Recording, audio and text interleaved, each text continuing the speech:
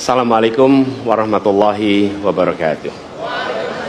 Selamat malam dan salam sejahtera untuk semuanya. Bismillahirrahmanirrahim. Negara hukum menempatkan hukum sebagai rujukan utama untuk memastikan hadir rasa keadilan, memberikan kebermanfaatan, dan memberikan kepastian kepada semua.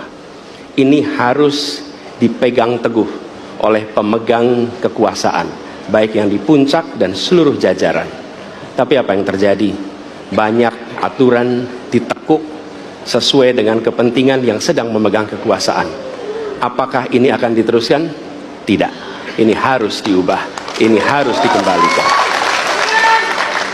Kemudian kita menyaksikan betapa pada hari-hari ini tatanan ketika kita menyelenggarakan pemerintahan sering tidak sesuai dengan prinsip-prinsip hukum yang kita pegang. Karena itulah kami melihat perubahan ini harus kita kembalikan. Negara ini adalah negara hukum, bukan negara kekuasaan.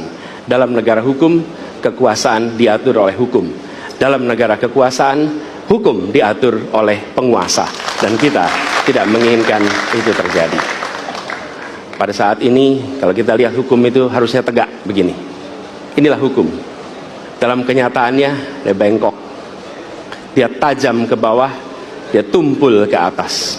Dan kondisi ini tidak boleh didiamkan, tidak boleh dibiarkan, dan harus berubah. Karena itu kita mendorong perubahan. Mengembalikan hukum menjadi tegak kepada semuanya. Dan bila kita saksikan hari ini, ada satu orang milenial bisa menjadi calon wakil presiden. Tetapi ada ribuan milenial, generasi Z, yang peduli pada anak-anak bangsa, yang peduli pada mereka yang termarginalkan. Ketika mereka mengungkapkan pendapat, ketika mereka mengkritik pemerintah, justru mereka sering dihadapi dengan kekerasan, dihadapi dengan benturan, dan bahkan gas air mata. Apakah kondisi ini akan dibiarkan? Tidak, kita harus lakukan perubahan. Oleh karena itu, kami memperhatikan ini sebagai hal-hal yang mendasar. Yang tak kalah penting, ini kedua nih, yang tak kalah penting. Kita menyaksikan pada saat ini, ada peristiwa seperti peristiwa Ibu Mega.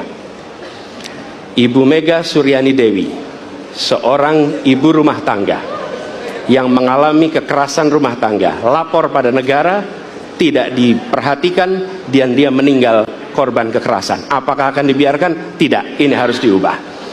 Dan tidak kalah penting, hadir bersama saya di sini ayahnya Harun Ar-Rasyid. Harun Ar-Rasyid adalah anak yang meninggal, pendukung Pak Prabowo di Pilpres 2019 yang menuntut keadilan pada saat itu. Protes hasil pemilu. Apa yang terjadi? Dia tewas sampai dengan hari ini tidak ada kejelasan. Apakah ini akan dibiarkan? Tidak. Ini harus diubah. Karena itu kami mendedikasikan diri. Kami mendedikasikan diri hadir untuk memberikan komitmen bahwa dari puncak sampai ke bawah kami akan tegakkan hukum pada siapa saja. Kami kembalikan marwah kehidupan bernegara yang menempatkan hukum sebagai tempat yang paling tinggi. Dan ketentuan itu berlaku kepada semua, termasuk ketika menyangkut urusan ASN, menyangkut urusan TNI dan Polri. Terima kasih. Assalamualaikum warahmatullahi wabarakatuh.